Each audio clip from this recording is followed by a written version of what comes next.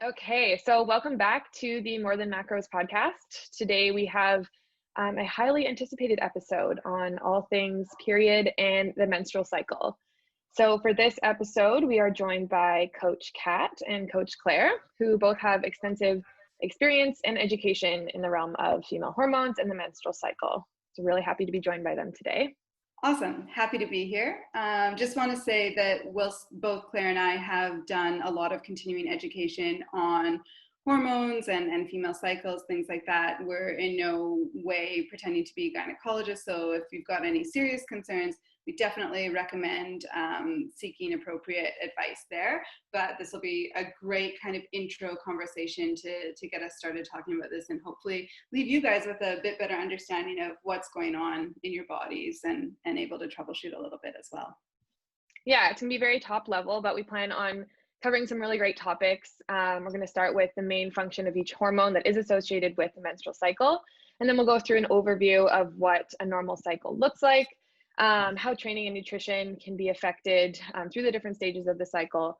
And last but not least, the effects of birth control.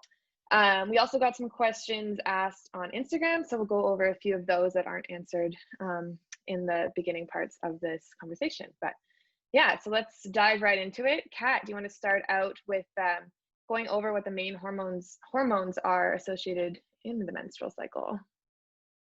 Yeah, so like I said, I think we're going to keep this pretty top level, but it's always a really good start to understand the basic physiology. So really the main hormones that we're going to be talking a lot about are follicle stimulating hormone, or FSH, luteinizing hormone, LH, estrogen, progesterone, and to a very small extent testosterone as well, which is super important for women also. So FSH is released from the pituitary gland in the brain. It stimulates the ovaries to start maturing and getting those eggs ready for maturation and release. Luteinizing hormone, which is also released from the pituitary just around the point of ovulation, causes rupture of those mature follicles and causes the egg to release. So those are kind of the basic brain hormones that we like to think of when we're talking about the female menstrual cycle. Estrogen, I kind of like to refer to it as the growing hormone because of its role. So it's responsible for growing and maturing the uterine lining and helping the egg mature prior to ovulation. So produced mainly in the ovaries, but also in the adrenal glands and the fat tissue. And it's really most abundant in kind of the first half of the cycle, which we'll get into a little bit more moving forward. Progesterone, on the other hand, works to kind of balance out the effects of estrogen. It's often referred to as the relaxing hormone. It's produced most prominently after ovulation by the corpus luteum, which is the sac that the egg comes from, and it's dominant in the luteal phase, or the second half of the cycle. So progesterone's main job is to control the buildup of the uterine lining and help mature and maintain that lining if there's a pregnancy. If there's not a pregnancy, we see our progesterone levels fall and the lining is shed, so beginning the menstrual cycle. Testosterone, as I said, also super important for women as well as men, although we have obviously much lower levels. It's produced by the ovaries and the adrenal glands as well, and it's fairly steady throughout the month, but it does have a pretty significant surge right at ovulation, and then a slight rise just before you get your period as well. And the testosterone helps with things like maintaining muscle mass, bone strength. It enhances sex drive, helps with kind of like overall feelings of wellness and a little bit of zest for life. So for women, I definitely say we want to do everything that we can to promote those testosterone levels because they do really bring about a lot of positives for us. I hope everyone brought their notepads and pens to this podcast. It is very top level, but it is still, pretty complicated. And I think to get a really good understanding, it does help to kind of map it out. But already just from hearing that information from Kat, you can see how this is going to have a pretty significant effect on other areas of our life, such as nutrition and training. So I'm excited to dig deeper into that.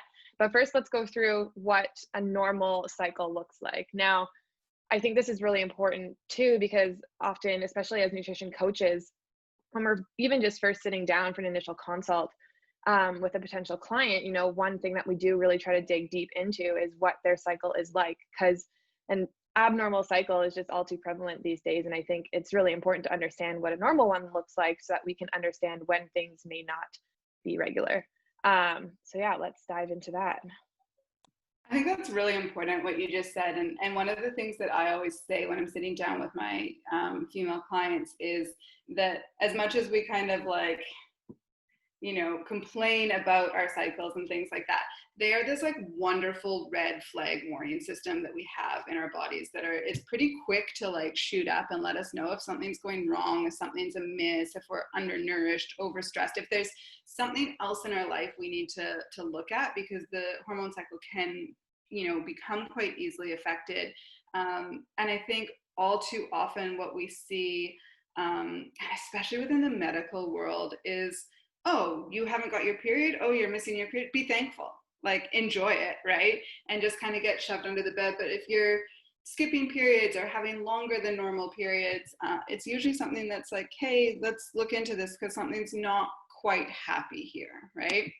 So first thing, because sometimes even the basics like this get a little bit misconstrued, but the menstrual cycle is determined by the number of days from one period to the next. And so we call day one of the menstrual cycle the first day of bleeding, okay? Typically, most people's cycle is about 24 to 35 days, and anywhere within that range, it can be quite normal, but typically most of us are going to land really quite close to that 28-day range.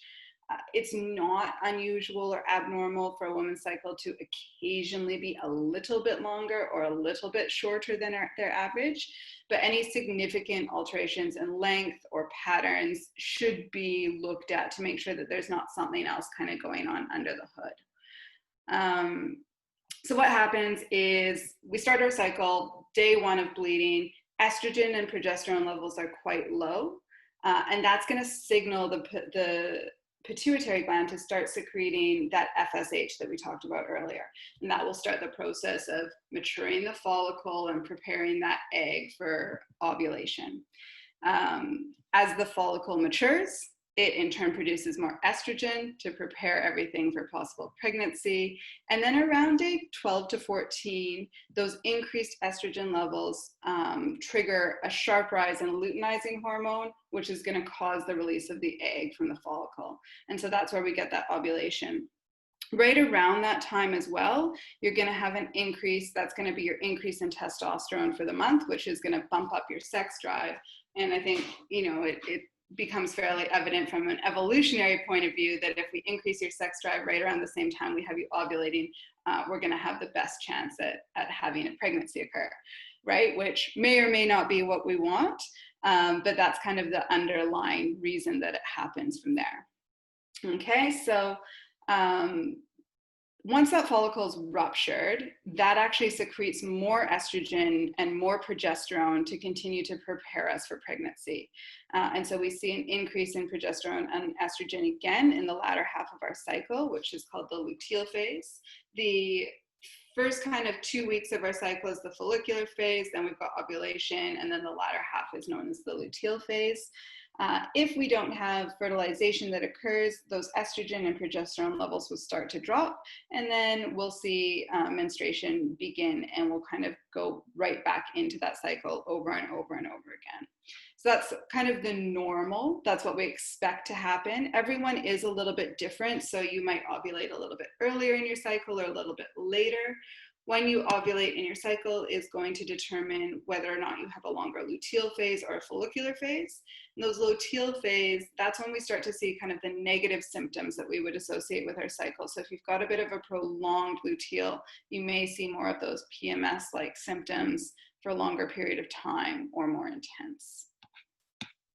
And what are some, symptoms or signs that you are ovulating, and how would someone know when to pinpoint that within their cycle? Good question. So some women will know kind of like to the hour when it happens. Some women will not be symptomatic at all. So you'll get an increased core temperature. So if you're to take your temperature with a thermometer, you're not going to see a change at all leading into ovulation. So you'd actually have to do core temperature. readings, and there's devices and strips and stuff like that out there for that. You can see a change in your discharge, getting into that kind of like egg white consistency leading into that. You might see, related to that increase in testosterone, you might see things like increased sex drive, increased appetite. Conversely, we also see a lot of like irritability and things like that as well. And it's also not uncommon to have pain, and that can be kind of unilateral and only one-sided. Some women do get it on both sides. Never know. Light spotting is possible, breast tenderness, heightened sensory changes, increased bloating. I always say like increased attitude a little bit for some people. There is a phenomenon known as Mittelschmerz phenomenon. I think I'm pronouncing that correctly. And so that's whenever we release an egg, whenever we ovulate, there's going to be some blood loss that occurs with that. It's generally so minute that we never see it. But that can be a reason. Some women will experience mid-cycle spotting, and it's nothing to be concerned about that. It's just that you've actually had enough blood loss to kind of see it come externally. With some people with Mittelschmerz, they can actually have quite a lot of pain, and that's related to the rupture of the follicle, and that blood will actually irritate nerves in that localized area, and so you can get like real cramping, twisting, pain, particularly with exercise or increased output. So that's something that we see a lot of people get quite concerned about. And again, any pain, I would always get investigated and would always kind of bring that up with a physician and just make sure that we're kind of monitoring that. But it can be quite normal at that time as well. Claire, have you got any others to add that I might have missed there? Oh, it's just interesting what you were saying about that ovulation pain. That's something I always suffered from. And a lot of women have no idea it even exists. And it can be quite alarming. They think something's wrong. But actually, once I was aware of what it was a great indicator of what my body was doing, and that it was working exactly the right way that it should be. I did go and get it investigated. And like you said, Kat, if there is any sort of significant pain or anything that's debilitating at all, then go and get it investigated. But it's a phenomenon that I think is a lot more common than we realize. Yeah, and a lot of women are, they are concerned about it. Mine was just as bad as PMS, so it was really confusing until I found out what was going on. Yeah. I actually had it as well when I was going through IVF, and was really concerned, and ended up going and kind of reaching out about it as well. And they're like, oh, yeah, it's really similar to that like Mittelschmerz mid-cycle ovulation pain. If you had that, I was like, oh yeah, I've always had that really, really bad. So yeah, bodies give some pretty interesting signs and signals, hey? Yeah, it does. And I think if you're polycystic ovary suffer as well, that can pronounce that mid-cycle discomfort. Yeah. Definitely. I think it's so interesting. We all often think that our bodies are working against us, when really, if we just try and understand it a little bit more, we can work with it. And I think we can use it to a lot of our advantage. And two of those areas, I guess, would be the nutrition and training side of things. So I'm excited to kind of go through the cycle again, and just kind of how we can optimize our training, optimize our nutrition for the different cycles, and how important it is to try and optimize it for our cycle as well. Yeah, I mean, I think it's so interesting, right? Definitely within different populations, you see different attention paid to the cycle. Obviously, for a lot of women who are actively trying to get pregnant, they're going to be searching for all these signs and symptoms.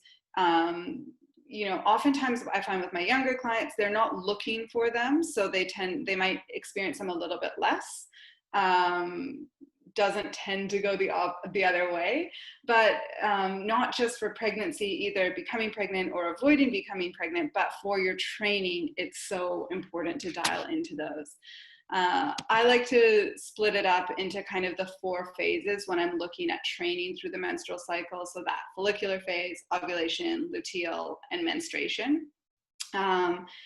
And I always kind of start with my clients by talking about, so I usually start talking on about day 5. So that follicular phase, which is usually about day 5 to 15-ish. It's usually about 10 days of your cycle. If you've got a normal cycle length, and it starts immediately after you stop bleeding, essentially. So what we see in the follicular phase is, I call it the money phase, right? Like bloating is gone, energy increases, pain tolerance increases. It's really like the best part of your cycle. In terms of what it means for training, is it's a great time to push intensity and volume. It's a really good time to get ready to test PRs, but still be in that building phase of a cycle. And it's when our energy systems are most optimized. So we have the most capacity for fat burn. And I often, when I was writing programming for clients, would say, you might want to consider increasing your glycolytic or HIIT type workouts during this phase, because you're going to get the most bang for your buck out of them. From a nutrition point of view, this is my preferential time as a coach, if we're not doing daily weights throughout a person's cycle, to use this body weight in this time frame for reprogramming them, because it's going to be the least affected by fluid shifts and things like that, and more indicative of their true body weight. So that's when I tend to grab weights if we're not monitoring it throughout the month.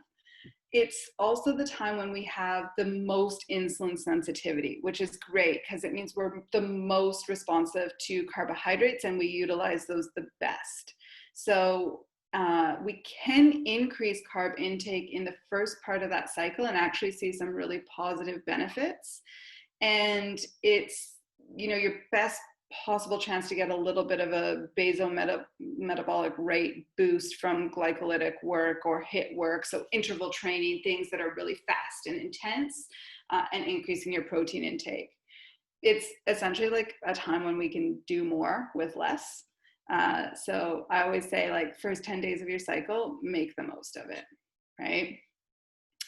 Once we get into ovulation, so again, this is the one where if you're really tuned into your cycle, you can do yourself a world of good, because if you know when you're ovulating, it's a very, very short 2-day time span that you can really capitalize on. So what we see is, we see actually a decrease in basal body temp going into it, and an increase right after. So it's kind of that sweet spot in there that we want to hit. And what we're seeing is a drop in estrogen and a surge in testosterone. So it's when you're going to be your strongest. It's when it's the best to test maxes. If you could schedule your competitions for any day in your cycle, like, that's where you would put them in, which means they'll never occur on that day. And because we have some shifts in progesterone as well, the only thing we want to be careful of is there is a little bit of increased elasticity, muscle relaxation, joint fluidity. So as much as you're going to be your strongest, you're also going to have a little bit of an increased risk for injury. So you want to, if you are pushing, maximal weights, you want to just make sure that all of those are really, really clean and good looking reps, and you're not getting sloppy just because it's the best point in my cycle to kind of do this, right? In terms of nutrition, because we have that surge in testosterone, we can absolutely see an increase in your metabolic rate, and we often see an increase in appetite. So that's not uncommon at all. And that can actually be, for some people, that's their only cue that they're ovulating, is they're like all of a sudden famished compared to what they were for the week before. And it's very short, a day or two, and it kind of drops off after that. At this point in the cycle, though, we're starting to see insulin sensitivity decrease. And so you might have a slight drop in how efficiently you're able to utilize those carbohydrates. And that's going to continue for the rest of your cycle. So depending on what you're doing for your training, we might look at adding in some more calories. Probably not in the form of carbohydrates. It is generally how I program, but it's specific to each individual. If someone's got really good insulin sensitivity at baseline, then absolutely go for it. But basically, again, it's make the most of it, but just be safe with it. And then once we get past ovulation into the luteal phase, things kind of start to go downhill a little bit. So this can be, anywhere from days 16, 17 onwards up until you start bleeding. And some people become symptomatic really early on. Some people don't become symptomatic at all. Some people become symptomatic only in the few days before they start menstruating. So everyone's very different here.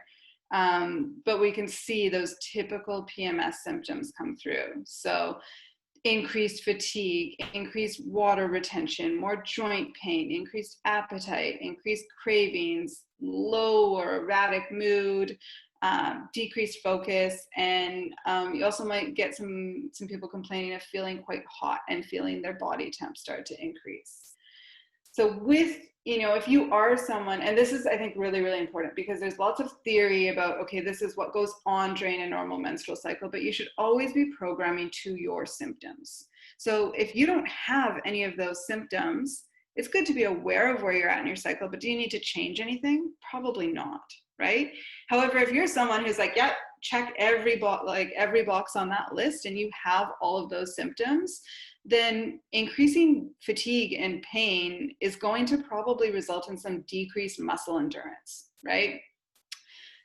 So is there a point in like really pushing ahead and kind of exposing yourself to these grueling training sessions where you become highly emotionally tied to poor performance indicators and just feel like you're on the struggle bus the whole way through?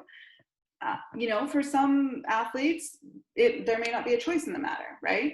If you're a professional athlete, if you have a competition coming up, you might have to just continue to work through it. But for most of us, there's probably not much point beating ourselves down in that point of the cycle. And it's probably that we're going to be better off and make more long-term gains by listening to those cues and titrating our training around that. So great time to dial back intensity, work lightweight tech, work mobility. I would say, as a coach, if you can program your deload weeks for your clients at the very end of their luteal cycle or the start of their menstruation, that's the best thing you can give your clients. But if they're not hugely symptomatic, we probably don't need to go reinvent the wheel either. As a coach or a partner or a friend, also, like, understand the need for maybe some increased emotional support, especially if someone does have a large part of their identity tied to their performance, right? I know when I'm in the lead up to training for nationals, and if I'm in the luteal phase of my cycle, I just remember some training sessions where I would be squatting and I just have tears running down my face. And Ben and my coach at the time would look at each other and be like, who's taking this shift? And then one of us would have to come and sit and be like, it's supposed to be hard right now, so just being a little bit keyed into those around you as well is nice. In terms of nutrition, you do have an increase in your basal metabolic rate the later we get into the cycle. And it can be 200 to 300 calories up from your baseline, dependent on a multitude of factors: body size, activity, metabolic resilience as well. So that is something that for some people, as a coach, I do have them on split hormonal based profiling, where we give them an increase in the latter half of their cycle and bring them down in the beginning. It is not something that everyone needs. But if you are really struggling with poor performance in that last half, feeling really terrible, feeling really emotional, feeling like you're doing everything right, but hitting a wall with your training and nutrition, that's definitely something that we'd at least want to consider. Something else to keep in mind, like we mentioned during ovulation, insulin sensitivity dumps and high carb intake can result in poor utilization. And so whilst we need to give you more, we want to be careful about the types and the amount of carb that we give you. That doesn't mean don't increase carbs. It means be cognizant and use high quality, good carbohydrates, and be aware of when you're consuming them around your training. So yeah, it's also a really great day, or a really great time rather, to put in some refeeds if you're someone who uses those in your programming at all. Menstruation, once we get there, that's usually pretty obvious. We have some pretty obvious symptoms there, right? Cramps, fatigue, pain, nausea, bleeding, all of that. And I often say usually the first 1 to 2 days of someone's cycle, if you can take a rest day, perfect. Otherwise, consider decreasing your load, being okay with it not being your best performance ever, and just being a little bit kind of accepting of yourself and where you're at. And I think that holds true for nutrition as well. Essentially, just give yourself a little bit of a break. And then by day 2, most people are really starting to kind of turn the tide on it. I don't know, Claire, do you agree? How do you approach it with your clients? It's probably a little bit different than I do, but probably the bulk of it holds true. Well, I think the most important thing is that we raise awareness and educate people, just like you have now, Kat, with what actually happens, and realize that it's so individual as well. We can't just pigeonhole yourself and say, okay, I'm ovulating right now, I'm going to PR. That might not be you, and you might cope with the luteal phase really, really well. But I think being aware of what's going on is the most important thing, because I'll have clients who, for the first 2 weeks, their follicular phase will cope really, really well in a calorie deficit. If their goal is to lose some body fat, they'll cope beautifully with it because of the changes in their energy and their appetite. And then ovulation comes and they're ravenous and they just think, I can't do this, and end up kind of thinking they can't follow a nutrition plan or they can't train. But if they actually knew that this was happening because of the changes in hormones around ovulation, they could probably just go with it, and then we just change things ever so slightly to deal with the next 2 weeks. Just recognize it. Okay, it is what it is. Yeah, and it doesn't mean you can't follow a plan. It doesn't mean that your training has gone out the window, and every month is different too, especially as you kind of get a bit older and sort of 30, 35 onwards, your cycle's constantly changing and evolving. So just because you PR'd last month and had a great luteal phase, the second month might just be terrible. So I think you've just got to be open-minded as well to those changes when they start happening. I think that's so important that this is a general outline of what we often see, but it's not what we always see. I have a lot of clients as well who, will say, oh, well, I'm going into the luteal phase of my cycle, so, my training is not going to be good. And it's like, no. You've never shown us that that's true for you. You've actually smashed your training. So let's not use our period as an excuse. Yeah.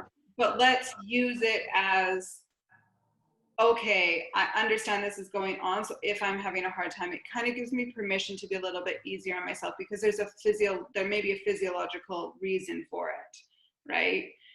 That's right. It's not true across the board. No. And I've had clients who'll come to training, and every single month before their period, they'll be in tears, and we won't do anything. We maybe do some mobility and things like that instead, because that's just what their body needs.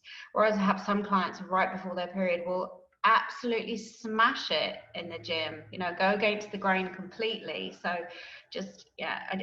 my advice to people is always just get as much information around it as you can, and pay attention to what your body's doing, and trying to forgive yourself if things don't go to plan, and just be open-minded for every month to be different.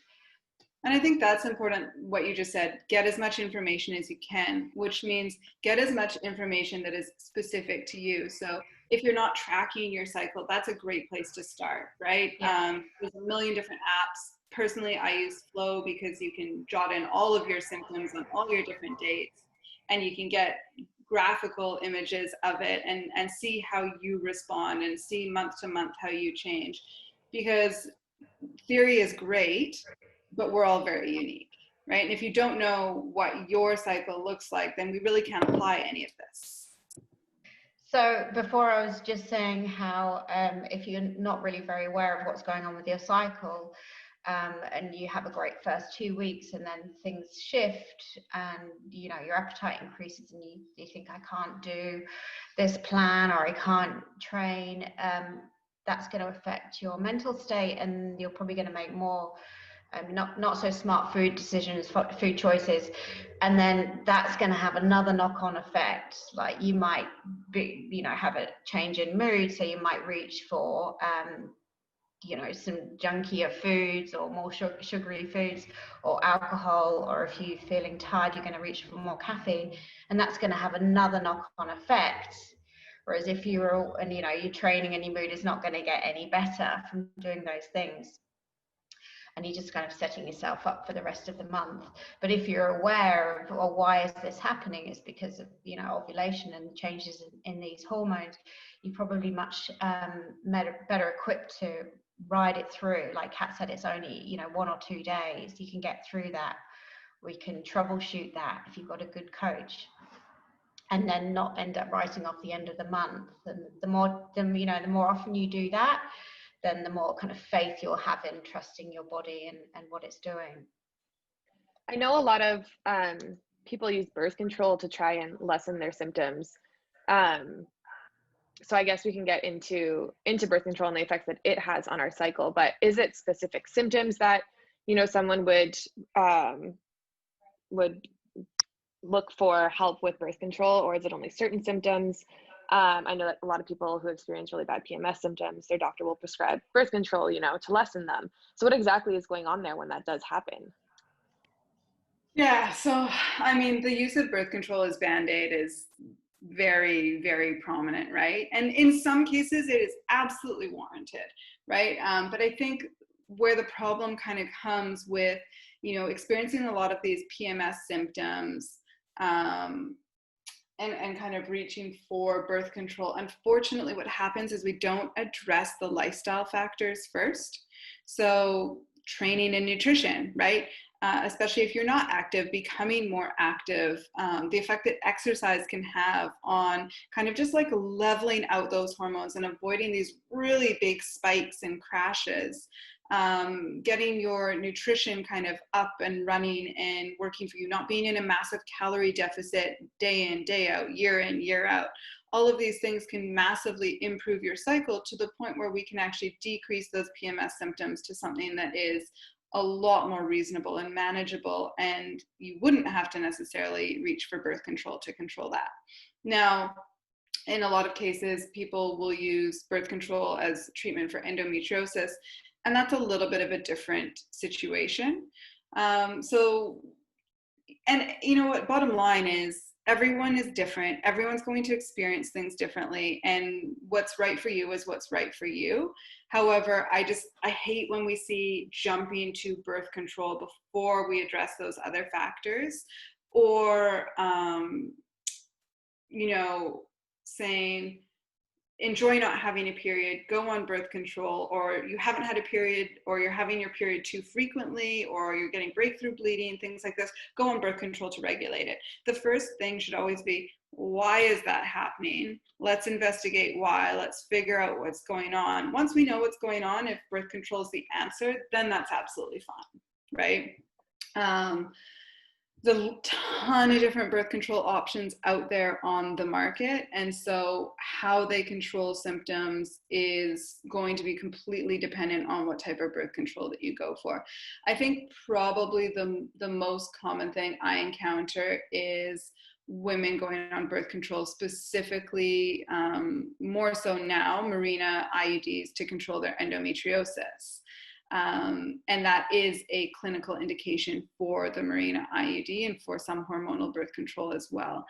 The reason for that is Mirena is a progesterone-based intrauterine device. And so what it does is it thins the uterine or the endometrial lining. It also thickens the cervical mucus and kind of stops sperm from reaching the egg and from the egg from implanting, which is how it works as birth control. But in order to control endometriosis, it just decreases the amount of endometrial lining that builds up, which means you're decreasing the amount of bleeding you're having. With endometriosis, that endometrial lining might be present in other parts of your body where it shouldn't be, and that's what causes such significant pain each month. So if you decrease that, you're going to decrease the symptoms and have better quality of life, right? Any progesterone only birth control will do that, but I think the Mirena is the one that I most commonly see with clients. Unfortunately, I see a ton of clients with issues with the Mirena as well. I would say of my current client base, and this is not scientific, this is very anecdotal in nature, I think I probably have close to half my females on an intrauterine device, not just Mirena, but also Kyleena or copper. And I can only think of one at the moment who's not having issues.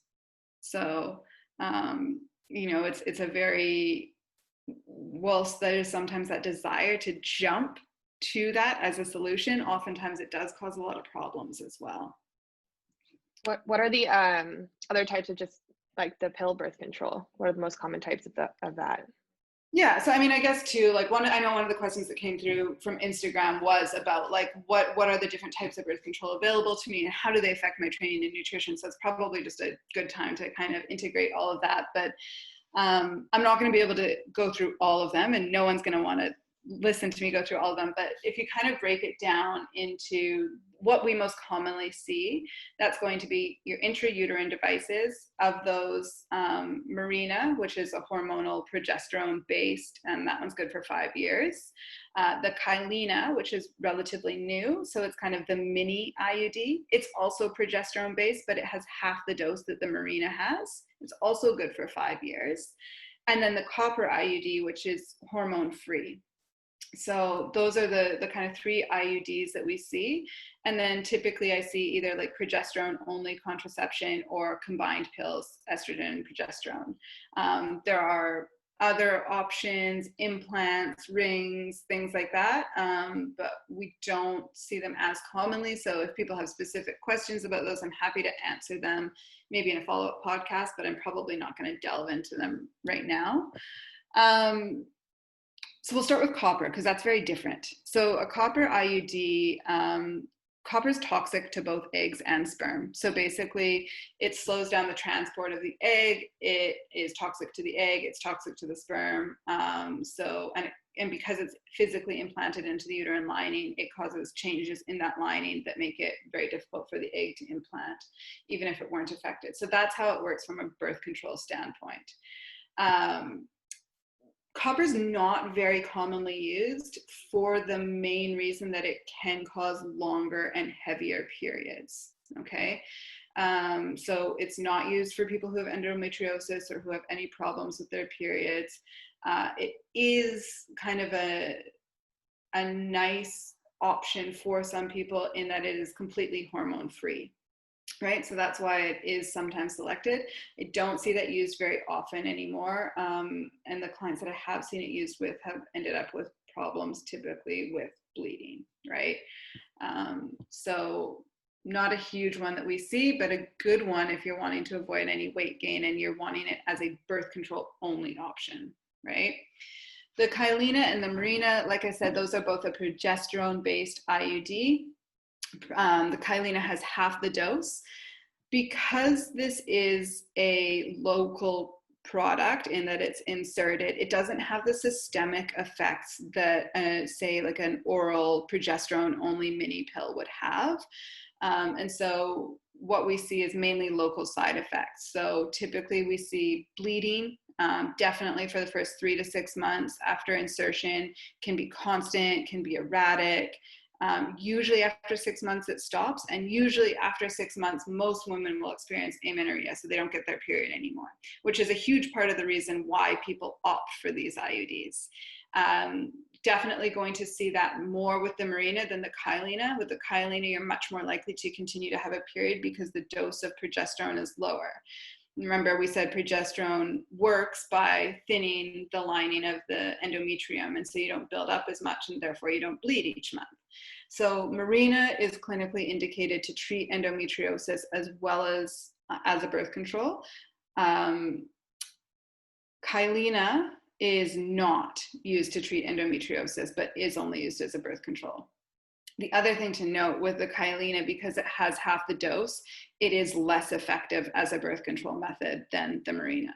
So just that's something that I don't always know is pointed out, but is important.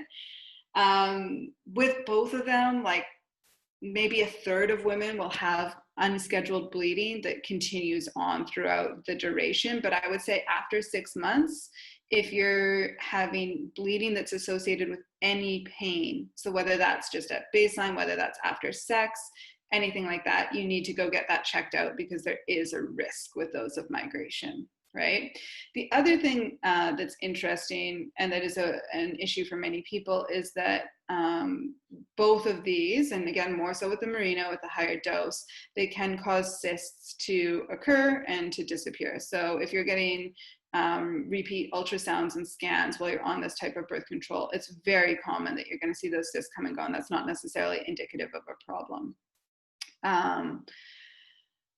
Mirena and Kyleena, we see a lot of weightlifters use them because they don't contribute to a lot of weight gain. They essentially, what they do is they should kind of shut down that endometrial buildup, and they inhibit the egg and sperm from meeting, but they're not meant to stop you from ovulating. So you should have a normal cycle in a way, just you're not going to build up your lining as well, which means you're going to have a normal experience of symptoms, but probably lessened on those. So if you get cyclical weight gain, you're still going to have that, but it might be a little bit less, right? Maybe in the beginning when you get the Mirena inserted, about half of people will actually stop ovulating for a period of time, but usually the longer it's inserted, the more likely you are to continue ovulating again, or it'll come back. So those we see with a lot of people who are competing at a weight class-based sports is a good option for them, because it doesn't change their cycle, it doesn't add any extra weight gain, but we can see a lot of kind of menstrual and bleeding associated symptoms. Is it going to affect your training? It shouldn't. Is it going to affect your nutrition? It shouldn't, because it's really not changing your cycle. So I did have, that was a question that came in, is my IUD affecting my training? I'm finding it harder to lose weight since I had the IUD inserted. Unfortunately, probably not, right? There is like about 5% of people will gain a little bit of weight on the progesterone only IUDs, but it's very rare. So, and it would be, we're talking in the range of like half a kilo to a maximum of 2 kilos, dependent on your size. So if you're finding your weight's going up and up and up since you've had it inserted, unfortunately, it's probably just coincidental, right? So you need to start looking at changes in activity, changes in diet, changes in alcohol intake, things like that that could be contributing as well. Pills, not as, I have very few people on oral contraception compared to, I think, even probably a few years ago. But basically, whilst there's a million different formulations out there, there's 2 main branches: progesterone only, also called a mini pill, or a combination pill. So the progesterone only works in the same way that kind of the IUDs do, right? And so it really affects the endometrial lining, but because they're taken orally, they have a more systemic effect, and they can have a variable effect on the hypothalamic pituitary axis, which is going to, essentially what that means is it's going to impact your FSH and your LH function. And so you may see that you don't ovulate on that as well. The problem with the mini pill or the progesterone only is really erratic cycle control. Super, super common to see prolonged bleeding, what we call nuisance bleeding, spotting, anything like that. Super common. And that's actually why the combination pill was created, because the estrogen progesterone combo pill helps control the cycle and stop that nuisance bleeding. Mini pill is really, really good though for women who can't tolerate estrogen. They maybe have a higher estrogen level already to begin with. They have a family history of cancer or of heart disease, things like that, things that the estrogen can make a little bit worse. So it's generally used in those clients. It's not as effective contraception as the combined pill either. So that's also something to be aware of. I would say of any the progesterone only pill can probably cause more weight gain than any other method. But again, we're talking about, the doses are so low nowadays that we're talking about within 2 kilos. Okay.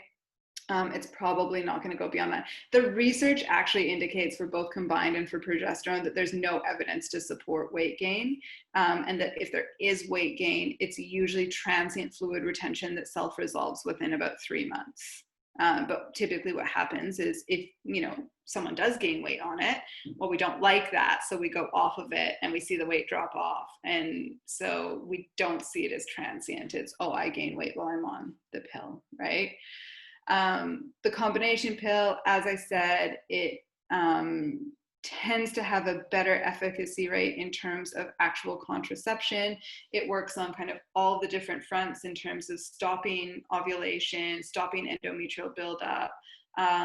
But dependent on family history, there's some reasons why you might not want that estrogen in there if you've got heart disease, things like that. And, both of them do have a little bit of an impact on carbohydrate and lipid metabolism, but estrogen combined pills are going to have a little bit more of an impact on that than the progesterone only. So with that, you can see kind of the typical symptoms of PMS come through a little bit more on those combined pills. So, by and large, I would say if we were looking at the oral pills that were available 30 years ago, yes, we would have seen a lot more issues with weight gain and things like that on those because there were way higher doses. And so the risks were also a lot higher. The doses that we have now are significantly lower. The evidence doesn't support that. Anecdotally, I would say, yes, I do see it. But again, I think it's usually that transient weight gain that we see that we don't ride out.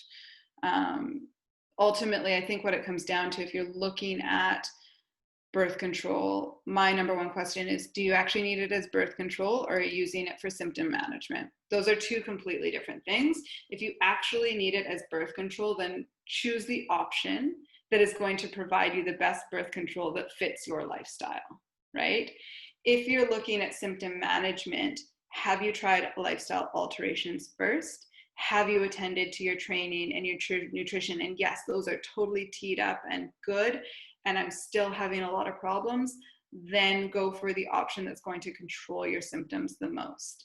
If you haven't attended to those things, I would definitely recommend doing that before going into any sort of hormonal alteration, because they do have a huge impact. And like Claire was saying earlier, it's not the same for each woman, right? So you can have one person who's like, went on birth control, fine, no negative symptoms. You can have someone else go on like a combination pill and it's like they're PMSing all month long and it's awful, right? So I think you always want to stay as close to your body's natural rhythms as possible, whilst also ensuring that you're meeting your needs. I think many women aren't aware of how much some changes in lifestyle can help with those symptoms. And they often just put up with it and then wait to the point where it gets so bad, they go to the GP, and then as far as they're concerned, that's the only option they have, is to take birth control to manage those symptoms. But if you try some lifestyle changes early on, you might find they're just fantastic in helping alleviate those symptoms. But unless you're aware of them, unless you're aware of what changes can be made and what can be really helpful, then plenty of women just get that's the only track they're given, which is a real shame, because it can be very unnecessary for so many women to have to be on birth control to manage those symptoms. It's that quick fix, right? That instantaneous. Yeah. No, I just want to fix it. But usually, we can very often fix or minimize these negative effects of our cycles and maximize the positive aspects of them. But it's going to take a little bit of time, right? Like if I bring a client on and they're having period problems, I'm not going to have this solved in month one, right? We're going to have to work together and track and understand your body and try a couple different approaches. It could take 6 months to a year, easy to address that. But I think because you're going to get so many benefits from that, well beyond what you're ever going to get with any sort of hormonal control, Yeah. it's 100% worth it, right? Absolutely, yeah. And those benefits are cumulative as well. So like you said, they're not going to work after month one, like the benefits of getting more sleep or perhaps putting some meditation in there. It's cumulative, so it's going to take some time. But I'd personally rather see my clients take that time to investigate that than just jump ship and be put on the pill by their GP. Well, I think that this definitely warrants a follow-up episode, because there's a lot more directions that we can go in with all of this, such as symptom management. When can we expect symptoms to worsen or get better as we go along in life? And also, coming off of birth control and things like that, I think, there are probably a lot of women listening who were put on birth control for symptom management and now aren't really entirely sure what to do. So I think we definitely should do a follow-up episode where we answer all of these questions, and we would love to hear any specific questions that anyone else has as well, because we'll have a lot more time and opportunity to go into more depth on those too. So please send those in, reach out to us personally, reach out to MTMM, leave comments below, and we'd be happy to address any further questions that you guys have in a follow-up episode. But for now, we'll kind of just wrap everything up so that we have some clear takeaways, because we know it was a lot of information for everyone, but we are definitely looking forward to the next one.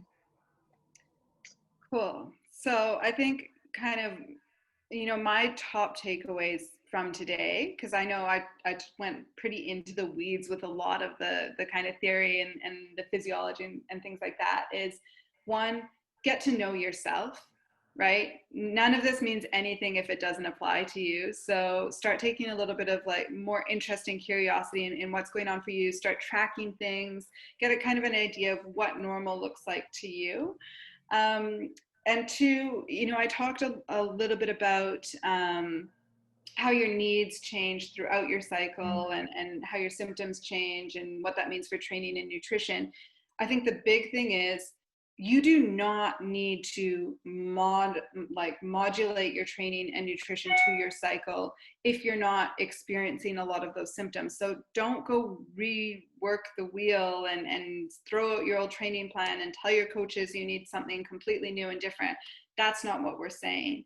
But what we're saying is if you're having any consistent issues at any one point in your cycle, then that's definitely worth a discussion. That's worth a discussion insofar as your training is concerned. Do we need to modify this a little bit? It's worth a discussion where your nutrition is concerned. Hey, do I need more calories here, or can I get away with less calories here? Or how do I change my macros? Do I, put some more carbs at the start of my cycle and pull them off the end of my cycle? That's all going to be incredibly specific. So there's no blanket approach that we can apply to everyone. But once you kind of have an understanding about what your cycle looks like, those are great questions and conversations to be having. What about you, Claire? What's your kind of top takeaways from today? I think Kat just summed it up beautifully, but I would say also, having those conversations with people who have the knowledge is really, really important. So your coach, and if you have a nutritionist, talk to those people, especially someone who's designing your training program as well. Like it shouldn't be an embarrassing conversation, even if you're have a male coach. You should be able to talk about this. You should be able to work together and find out what suits you best and your cycle best. And don't be afraid to try natural things first, and be prepared for it to take some time. Be open-minded to trying lots of different approaches too. But I just implore everyone to try a natural approach, take a natural approach before just turning to what your GP might put you on, because they don't have time to go through it in the detail that we might have to.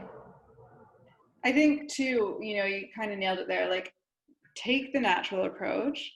It might take time, but the effect might be so much more than a hormonal or medicalized approach could ever be, right? So it's not less effective. It's just requires some effort and some knowledge, right? But I know, like, as coaches, that's what we're here for. That's what we do with all our clients.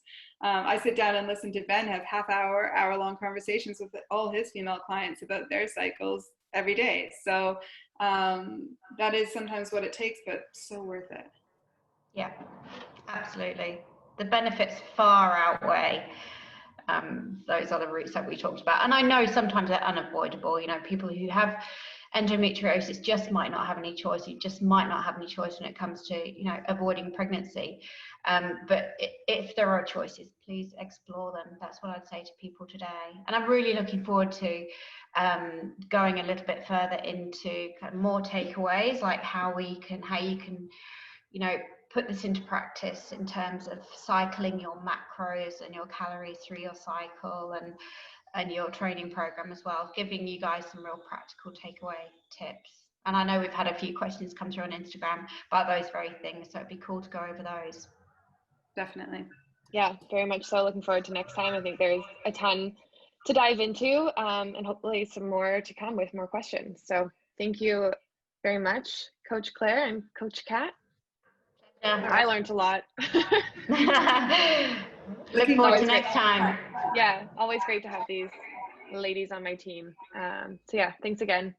And we'll look forward to chatting to you guys in the next one.